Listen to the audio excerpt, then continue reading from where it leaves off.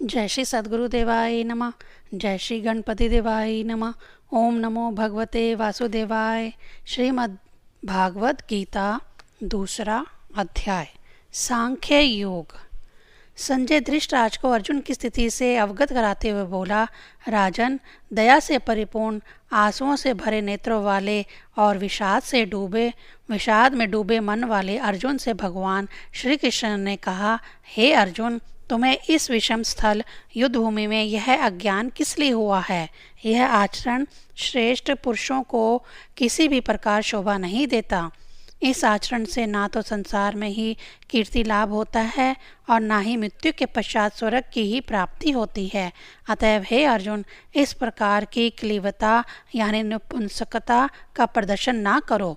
तुम जैसे वीर पुरुषों के लिए यह कदापि ग्रहण करने योग्य नहीं है।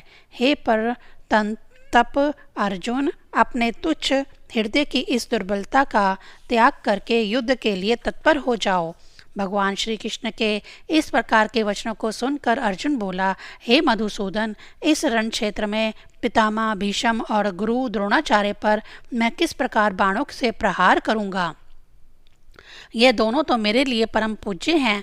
इस महाअनुभव गुरुजनों का मैं किसी भी प्रकार से संहार नहीं कर सकता। इनका संहार करने से कल्याणकारी तो मैं इस लोक में भिक्षाटन से प्राप्त हुआ अन्न भोगना समझता हूँ। इन गुरुजनों का संहार करके मुझे जो राज्य उचित सुख भोग प्राप्त होगा, वह निश्चय ही मेरे इन सम्मान्य जनों के रुधिर से रंजित होगा। हमें तो इस तथ्य का भी ज्ञान नहीं है कि हमें क्या करना उचित है और क्या करना अनुचित। हम इस बात से तो भी पूरी तरह अनभिज्ञ हैं कि हमारी विजय होगी अथवा पराजय, किंतु इतना तो निश्चित है कि युद्ध के लिए तत्पर हमारे सन्मुख खड़े धृतराज के इन पुत्रों का संहार करके हमारा किसी भी प्रकार कल्याण न होगा। हे कृष्ण, इसी भटकाव में मुझे कारता ने घेर लिया है। मेरी बुद्धि भ्रमित हो गई और किसी भी प्रकार के धर्म अधर्म का ज्ञान भी अब मुझे नहीं रह गया। अतएव अब मैं वह बात आपसे पूछता हूँ जो मेरे लिए निश्चित रूप से कल्याणकारी हो। मैं आपका शिष्य हूँ और आपकी शरण में हूँ, इसलिए आप ही मुझे शिक्षा दीजिए कि क्या धर्म है और क्या अधर्म, ताकि मेरा क्षोभ दूर हो सके। इस क्षोभ के कारण मेरी इंद्रियां सूखने लगी हैं।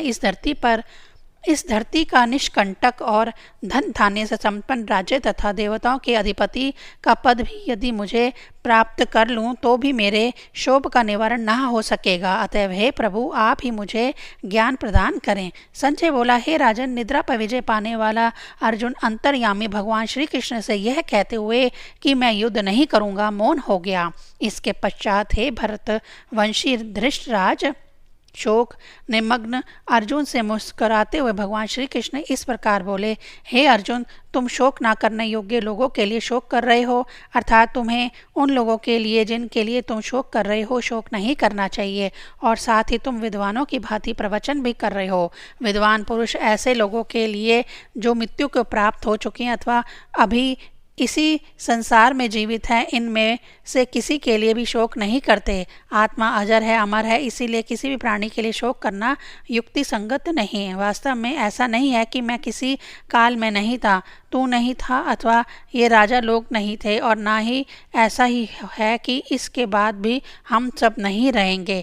जिस प्रकार जीवात्मा की देह में बाल, युवा और वृद्धावस्था आती है, उसी प्रकार इस देह की चौथी अवस्था मृत्यु के रूप में प्राप्त होती है। ये चारों तो जीवात्मा की देह के धर्म हैं। इस प्रक्रिया के अंतिम चरण में आत्मा एक नए शरीर को धारण कर लेती है। इस प्रकार आत्मा एक प्रकार से अप्रभावित रहती है। आत्म तत्व को जानने वाला धीर पुरुष इस विषय में कभी भी भ्रमित नहीं होता। हे कुंती पुत्र, सर्दी गर्मी और सुख दुख तो अनित्य हैं, ये आते रहते हैं और जाते रहते हैं। ये मात्र इंद्रिय और विषयों के संयोग से उत्पन्न क्षण भंगुर है। हे भरतवंशी, तुम तो ज्ञानी, इंद्रिय ज्ञानी भी हो, अतः इन इंद्रिय विकारों का साहस के साथ दमन करो। इंद्रियों का दमन करने वाला और सुख दुख की स्थिति में एक समान रहने वाला पुरुष ही मोक्ष का अधिकारी होता है। हे अर्जुन, असत्य अंततः अस्तित्वहीन ही होता है और सत्य का अभाव नहीं होता। इस प्रकार तत्वज्ञानी पुरुष इन तथ्यों को ही भली प्रकार जानते समझते हैं। इस न्याय नीति के अनुसार उसे ही अविनाशी समझना चाहिए जिससे यह संपूर्ण जगत व्याप्त है, क्योंकि इस अविनाशी का विनाश करने की किसी में भी सामर्थ्य नहीं है। इस प्रकार यह आत्मा अविनाशी, अप्रमेय और नित्य स्वरूप है और जिस देह में यह अवस्थित होती है वही केवल नाशवान होता है। अतएव हे अर्जुन, तुम युद्ध करो। जो व्यक्ति इस आत्मा को मारने वाला समझता है तथा जो इसे मरा हुआ मानता है वे दोनों ही अज्ञानी हैं। इस प्रकार के लोग नहीं जानते कि आत्मा ना तो कभी किसी को मारती है और ना ही कभी किसी के द्वारा मारी जाती है। यह आत्मा ना तो कभी किसी काल में जन्म लेती है और ना ही मृत्यु को ही प्राप्त होती है। आत्मा अजन्मा, नित्य, शाश्वत तथा पुरातन है। शरीर का विनाश होने पर भी आत्मा का कभी विनाश नहीं होता। हे वृथापुत्र अर्जुन, जो पुरुष इस आत्मा को नित्य, अविनाशी, अजन्मा और अव्यय समझता है वह कैसे किसको मरवाता है और कैसे किसको मार सकता है। हे अर्जुन, यदि तुम इस बात को कहते हो कि मैं तो शरीर के वियोग का शोक करता हूँ तो यह बात सर्वथा अनुचित है। जिस प्रकार मनुष्य पुराने और जीर्ण वस्त्रों का त्याग करके नवीन और कर्मों के अनुसार सुंदर वस्त्र ग्रहण करता है, ठीक इसी प्रकार आत्मा भी अपने जीर्ण और पुराने शरीर का त्याग करके दूसरे नवीन शरीर को प्राप्त करती है। इस आत्मा को ना तो कोई शस्त्र काट सकता है, ना इसे अग्नि जला सकती है, ना जल ही गीला कर सकता है और ना वायु ही शुष्क कर सकती है। आत्मा अच्छेद, अदेह, आक्लांत, तथा अशो है। निसंदेह यह नित्य, सर्वव्यापक, अचल, स्थिर रहने वाली तथा सनातन है। आत्मा पूरी तरह अव्यक्त है, अर्थात यह इंद्रियों के विषय भोग से बाहर का विषय है। यह अचिंतनीय अर्थात मन के विचार मंथन से परे है तथा विकार रहित है। इस प्रकार आत्मा के विषय को लेकर तुम्हें शोक नहीं करना चाहिए। इतना जानने के बाद तुम्हारे लिए इस प्रकार का शोक करना उचित नहीं है। हे महाभाव, यदि तुम आत्मा को जन्म लेने वाला और मृत्यु को प्राप्त होने वाला मानते हो तब भी तुम्हें किसी प्रकार का शोक नहीं करना चाहिए। इस संसार में जिसने भी जन्म लिया है उसकी मृत्यु होने भी निश्चित है। ऐसा जानने के बाद भी तुम्हें शोक करना शोभा नहीं देता।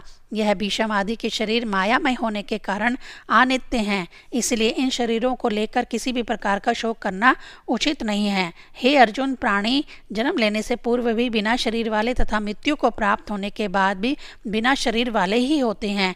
केवल जन्म और मृत्यु के बीच के अंतराल को ही जिसे जीवन कहते हैं उसी में सशरीर होते हैं। तब जिनके आदि और अंत के बारे में पूरी तरह अनभिज्ञता है तो वे कहाँ से आए और उन्हें कहाँ चले जाना है उनके विषय में विचार करके शोक प्रकट करना अनुचित है।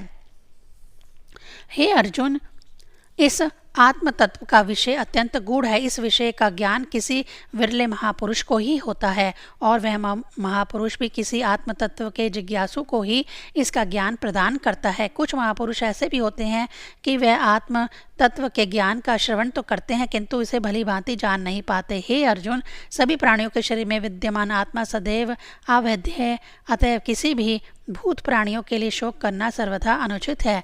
हे अर्जुन, तुम क्षत्रिय वीर हो, तुम्हें अपने क्षत्रियोचित धर्म का पालन करते हुए युद्ध करना चाहिए। अपने धर्म को जानकर भी तुम किसी भी प्रकार का भय करने योग्य नहीं हो, क्योंकि धर्म युक्त युद्ध से बढ़कर क्षत्रिय के लिए कोई कल्याणकारी कर्तव्य नहीं है। हे पार्थ, स्वतः ही प्राप्त होने वाले और खुले हुए स्वर्ग के द्वार रूपी इस युद्ध को सौभाग्यशाली क्षत्रिय वीर ही प्राप्त करते हैं। यदि तुम इस धर्म युक्त युद्ध से मुख मोड़ोगे तो क्षत्रिय के अपने धर्म को तो खो ही दोगे, साथ ही संसार से अपनी कीर्ति को नष्ट करके पाप के भागी भी बनोगे। संसार में सभी लोग अनंत काल तक चलने वाली तुम्हारी अपकीर्ति की चर्चा किया करेंगे। इस प्रकार की अपकीर्ति सम्माननीय तथा प्रतिष्ठित पुरुषों के लिए मृत्यु से भी बढ़कर है। जो योद्धा एक महारथी के रूप में तुम्हारा गुणगान करते हैं, अपने क्षत्रिय धर्म से च्युत हो जाने के बाद तुम उनके मध्य सम्माननीय होने पर भी तुच्छता को प्राप्त करोगे। वह योद्धा तुम्हें भय के कारण ही युद्ध में से विमुख हुआ समझेंगे। तुम्हारे शत्रु तुम्हारी घोर निंदा करेंगे। तुम अपने शत्रुओं द्वारा अपने सामर्थ्य की निंदा सुनते हुए बहुत से ना कहने योग्य वचनों को भी सुनोगे। बताओ, तुम्हारे लिए उससे बढ़कर दुख और क्या होगा।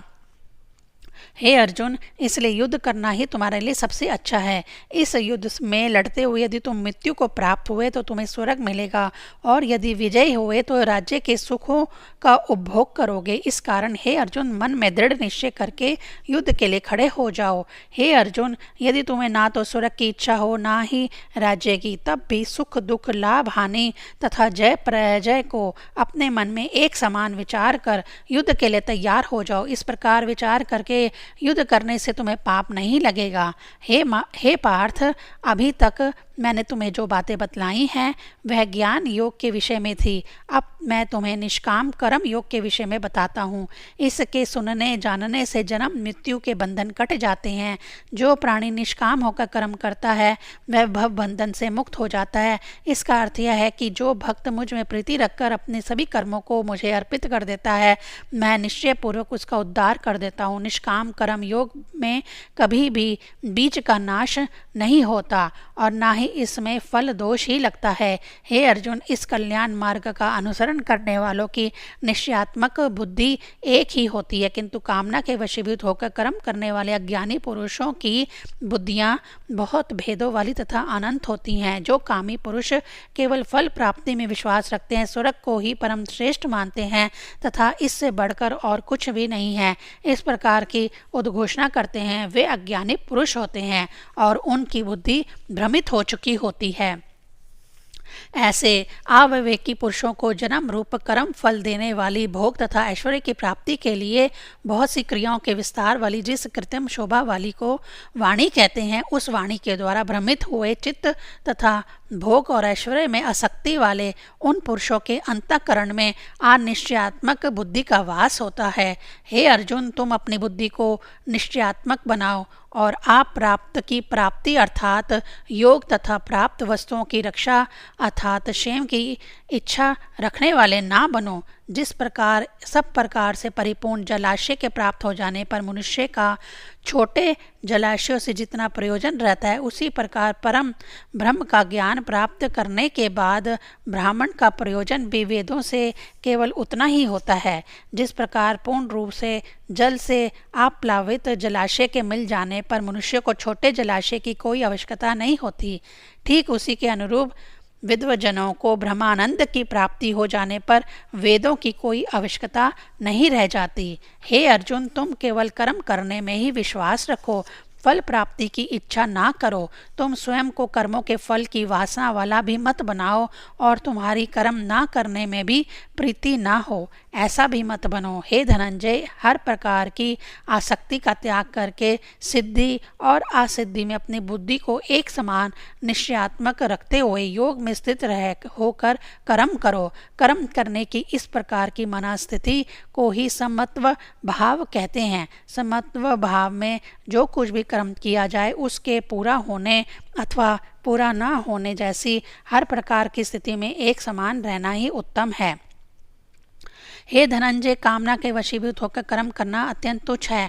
हर प्रकार के कर्म फल का त्याग करके बुद्धि योग का मार्ग अपनाना चाहिए। इससे भी पाप पुण्यों का क्षय होकर भव बंधन से मुक्ति तथा अंततः परम पद की प्राप्ति होती है। संसार के हर कर्म से निर्लिप्त होकर और समत्व बुद्धि योग से कर्म करना ही कर्मों में चतुराई कहलाती है तथा इसी से कर्म के बंधन से मुक्ति मिलती है। हे अर्जुन, जिस समय तुम्हारी बुद्धि हर प्रकार के मोह से युक्त हो जाएगी, उसी समय तुम वैराग्य को प्राप्त कर लोगे। जब विभिन्न मंतवरों को सुनने से विचलित हुई तुम्हारी बुद्धि परमात्मा के स्वरूप में पूरी तरह से अचल तथा स्थिर हो जाएगी, तब तुम समत्व रूप योग को प्राप्त कर लोगे। भगवान श्री कृष्ण के इन वचनों को सुनकर अर्जुन बोला, हे केशव, समाधिस्थ स्थिर बुद्धि वाले पुरुषों के क्या लक्षण हैं? ऐसा स्थित प्रज्ञ पुरुष किस प्रकार लोगों के साथ व्यवहार करता है, वह किस प्रकार बोलता है, किस प्रकार बैठता है और किस प्रकार चलता है, मैं यह किस प्रकार समझूं कि वह स्थित प्रज्ञ है? अर्जुन को समझाते हुए भगवान श्री कृष्ण बोले, हे अर्जुन, जिसमें कोई पुरुष अपने मन में उठने वाली सभी इच्छाओं का परित्याग कर देगा, उसी काल में वह स्थित प्रज्ञ कहलाएगा। दुखों के समय जिसके मन में किसी प्रकार का उद्वेग उत्पन्न न हो, सुखों के समय जो हर्षित ना हो तथा जो राग, भय और क्रोध आदि भावों से विमुक्त हो गया हो, वही पुरुष स्थिर बुद्धि कहा जाता है। जो पुरुष सभी प्रकार के स्नेह मोह भावों से मुक्त हो जाता है तथा किसी भी शुभ अथवा अशुभ वस्तु की प्राप्ति पर ना प्रसन्न होता है और ना ही अप्रसन्न होता है, वही स्थिर बुद्धि कहलाता है। जिस प्रकार कछुआ अपने अंगों को अपनी खोपड़ी में समेट लेता है, उसी प्रकार स्थिर बुद्धि वाला पुरुष भी अपनी इंद्रियों को समेट लेता है। हे अर्जुन, इंद्रियों से विषय को ग्रहण ना करने वाले पुरुष को केवल विषय से तो मुक्ति मिल जाती है, किंतु उसे राग से मुक्ति नहीं मिल पाती। इसके विपरीत जो स्थिर बुद्धि वाला पुरुष होता है, उसका राग भी परमात्मा को साक्षात करके विमुक्त हो जाता है।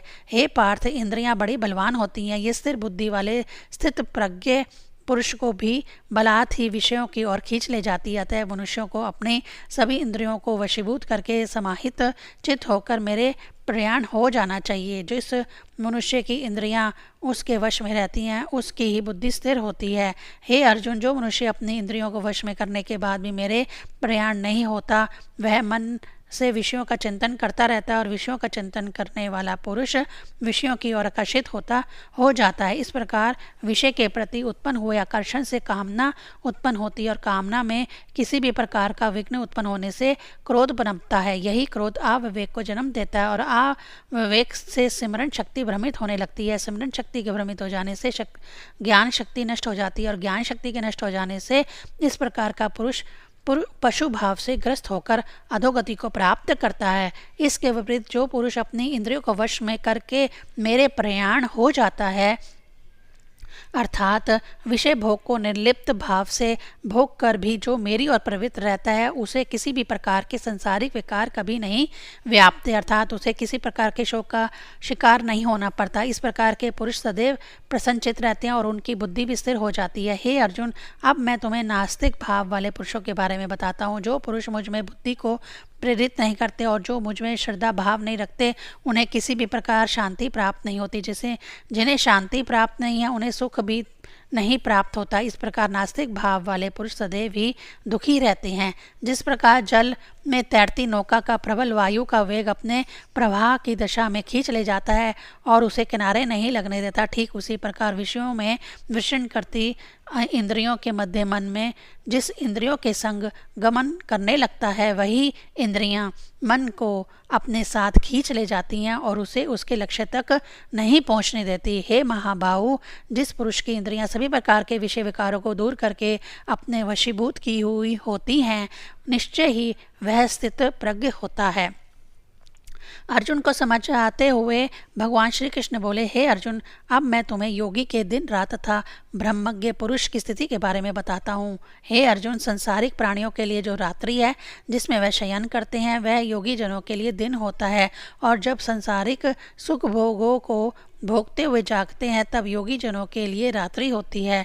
जिस प्रकार सब ओर से परिपूर्ण जल वाले समुद्र में अनेक नदियों का जल आकर मिल जाता है और उनका तीव्र वेग भी समुद्र को अस्थिर नहीं कर पाता, ठीक इसी प्रकार ब्रह्मज्ञ पुरुष को संसार भर के विषय विकारों चारों ओर से घेर लेने के बाद भी उसे विचलित नहीं कर पाते। इसी प्रकार का धीर गंभीर पुरुष ही शांति को प्राप्त करता है। हे अर्जुन, जो पुरुष संपूर्ण कामनाओं वासनाओं यानी ममता अहंकार और स्पृहा आदि का त्याग कर देता है, वह सदैव शांति में विलीन रहता है और शांति उनमें लीन रहती है। यही ब्रह्म को प्राप्त हुए पुरुष की स्थिति है। इस स्थिति को प्राप्त करने के बाद भी योगी कभी किसी मोह के वशीभूत नहीं होता।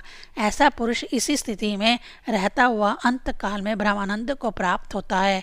इति श्रीमद् भागवत गीता रूपी उपनिषद एवं ब्रह्म विद्या तथा योग शास्त्र विषयक श्री कृष्ण और अर्जुन के संवाद में सांख्य योग नामक दूसरा अध्याय संपूर्ण।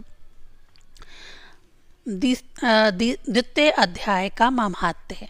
भगवान विष्णु लक्ष्मी से बोले, हे प्रिय, तुमने गीता के प्रथम अध्याय का महात्म्य तो सुन लिया है, अब मैं तुम्हें द्वितीय अध्याय के महात्म्य की कथा सुनाता हूँ। माता लक्ष्मी विष्णु जी की बातें ध्यान धरकर सुनने लगी। भगवान श्री हरि ने कथा सुनाने आरंभ की। प्राचीन काल में जम्बूद्वीप के दक्षिणी भाग में वेद वेदांगों के ज्ञाता ब्राह्मणों की एक अत्यंत सुंदर तथा रमणीय नगरी थी। इस नगरी का नाम था पूर्वा। पूर्वा में सुदेवज्ञ शर्मा नामक एक ब्राह्मण निवास करता था। प्राकृतिक से वह अत्यंत वनीत, सेवाभावी तथा जप तप और यज्ञ आदि धार्मिक कार्यों में रुचि रखने वाला था। संत जनों तथा अतिथियों की सेवा सत्कार को वह अत्यंत पुनीत समझकर पूरी श्रद्धा और निष्ठा भाव से किया करता था। एक दिन सत्संग करने के बाद उसने एक संत प्रवर के सम्मुख अपनी शंका प्रकट की। हे महात्मा, मुझे आत्मज्ञान का बोध कराने वाला कोई उपदेश दीजिए जिससे मेरे चित्त को शांति प्राप्त हो सके। संत प्रवर ने ब्राह्मण को आशीष देते हुए कहा, हे कर्मकांडी ब्राह्मण, तुम इसी प्रकार अपने कर्तव्य पथ का अनुसरण करते रहो। कुछ समय बाद एक ब्रह्मज्ञानी संत द्वारा ही तुम्हें आत्मज्ञान की प्राप्ति होगी। यह कहकर और ब्राह्मण को आशीष देकर संत प्रवर वहां से विदा लेकर प्रस्थान कर गए। अब सुदेवज्ञ नामक वह ब्राह्मण पहले की अपेक्षा और भी अधिक चाह उत्साह के साथ संतों और अतिथियों की सेवा, जप तप और यज्ञ आदि कार्य करने लगा। अपना अधिक से अधिक समय वह प्रभु की आराधना में बिताने लगा। सुदेवज्ञ एक बार संतों की सेवा में जुटा हुआ था कि उसी समय एक परम तेजस्वी और दिव्य आभा मंडल से युक्त संत ने वहां पदार्पण किया। उस संत का नाम मित्रेश्वर था। सुदेवज्ञ शर्मा ने मित्रेश्वर के चरण स्पर्श करते हुए उसे प्रणाम किया तो मित्रेश्वर ने प्रसन्न होकर उसके सिर पर हाथ रखकर उसे आशीर्वाद दिया। इसके बाद सुदेवज्ञ शर्मा ने मित्रेश्वर से वनीत स्वर में आत्मज्ञान प्रदान करने की विनती की। सुदेवज्ञ शर्मा की जिज्ञासु प्रवृत्ति और परमात्मा में उसकी अगाध श्रद्धा को देखते हुए मित्रेश्वर संत ने उसे आत्मज्ञान के विषय में भलीभांति समझाया और फिर एक कथा सुनाते हुए इस प्रकार से कहा, बहुत समय पूर्व की बात है कि एक घने जंगल में एक चरवाहा अपनी बकरियां चराने के लिए जाया करता था। सौभाग्य से एक दिन वन गमन करता हुआ मैं भी उसी वन में जा पहुंचा। मैंने वहां पर एक आश्चर्यचकित कर देने वाला दृश्य देखा जिसे देखकर मेरी आंखें खुली की खुली रह गईं।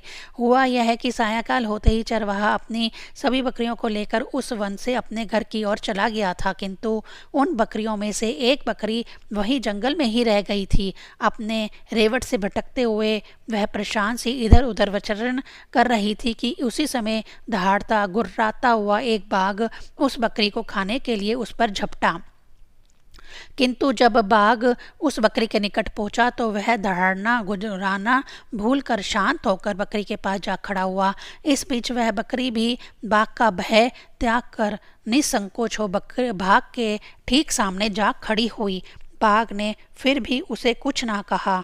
मित्रेश्वर ने कहा, हे सुदेवज्ञ, मैं एक और मौन खड़ा यह सारा दृश्य अपने नेत्रों से देख रहा था।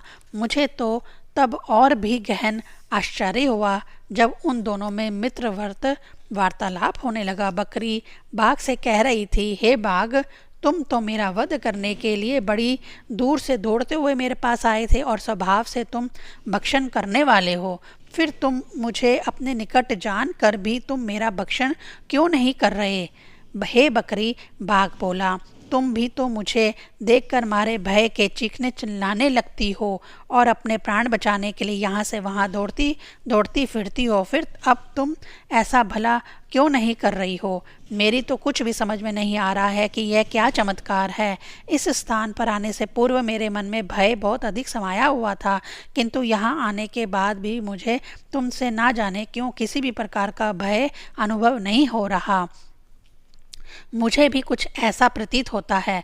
बाघ बोला, शायद इस स्थान में ही कुछ चमत्कारिक गुण समाहित हैं, क्योंकि यहाँ आने से पूर्व मुझे क्षुधा अत्यंत व्याकुल कर रही थी और मेरी इच्छा थी कि मुझे कोई शिकार मिले तो मैं उसका तुरंत भक्षण करके अपनी क्षुधा को शांत करूं। यहाँ आने के बाद तो मेरी क्षुधा ही नहीं बल्कि तृष्णा भी जाती रही। अब मैं यहाँ पर स्वयं को पूरी तरह से शांत और आनंद से परिपूर्ण अनुभव करता हूँ। तब बाघ और बकरी ने मेरी ओर देखा। बाघ बकरी से बोला, चलो इसका कारण सामने खड़े संत प्रवर से ही पूछ लेते हैं। ठीक है, चलो, बकरी ने कहा। और फिर दोनों मेरे पास आ गए तथा अपने प्रश्न का उत्तर जानने की इच्छा प्रकट की। इस प्रश्न का उत्तर मुझे भी ज्ञात ना था, अतः मैं उन दोनों को साथ लेकर पास के एक विशाल वृक्ष पर निवास करने वाले ज्ञानी वानर के पास पहुंचा। वह वानर वास्तव में एक त्रिकालदर्शी विद्वान था। बाघ और बकरी ने उसके पास पहुंचकर जब अपनी समस्या उसके सामने रखी तो बानर ने उनकी शंका का समाधान करते हुए कहा, अपने पूर्व जन्म में यह बकरी एक डायन थी और बाघ एक अखेटक यानी शिकारी था। जब डायन यानी बकरी के पति की मृत्यु हो गई तो इसने सुंदर तथा युवा पुरुषों का भक्षण करना शुरू कर दिया। एक दिन जब वह अखेटक यानी बाघ जंगल में अखेट करने गया तो वहाँ पर वह डायन भी आ गई और उसने उस आखेटक को जंगल में अकेला पाकर उसका भक्षण कर डाला। अब इस जन्म में वह डायन ही बकरी बनी है तथा आखेटक बाघ है। अब बाघ भी इस बकरी का शिकार करके अपने पूर्व जन्म का बदला चुकाना चाहता है, किंतु इस बदला चुकाने के बीच एक अवरोध उत्पन्न हो गया है। वह अवरोध है इस जंगल में शिवलिंग के निकट स्थित एक शिला पर उत्कीर्ण श्रीमद् भागवत गीता का 2 अध्याय। यह पूछने पर कि इस जंगल में श्रीमद् भागवत गीता के 2 अध्याय को किसने शिला पर उत्कीर्ण किया तो उस सुवज्ञ वानर ने इस प्रकार बताया, इस स्थान पर शिवलिंग के निकट एक वेद पाठी ब्राह्मण देव आराधना किया करता था। एक दिन यहाँ पर एक आत्मज्ञानी संत का पदार्पण किया।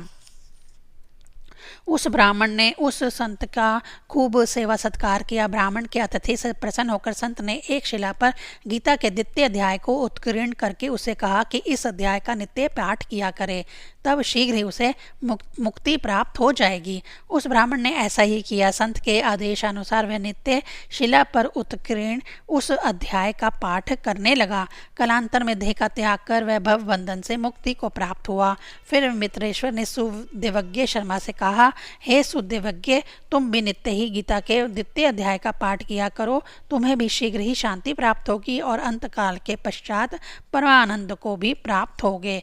यह कथा सुनाने के पश्चात भगवान विष्णु माता लक्ष्मी से बोले, हे सुंदरी, मित्रेश्वर की आज्ञा से इस प्रकार सुदेवज्ञ शर्मा ने नित्य ही गीता के 2 अध्याय का पाठ करना आरंभ कर दिया और अंतकाल होने पर इसी के प्रताप से उसे मुक्ति प्राप्त हुई। 2 अध्याय का महात्म्य संपूर्ण। ओम क्लीं कृष्णाय नमः।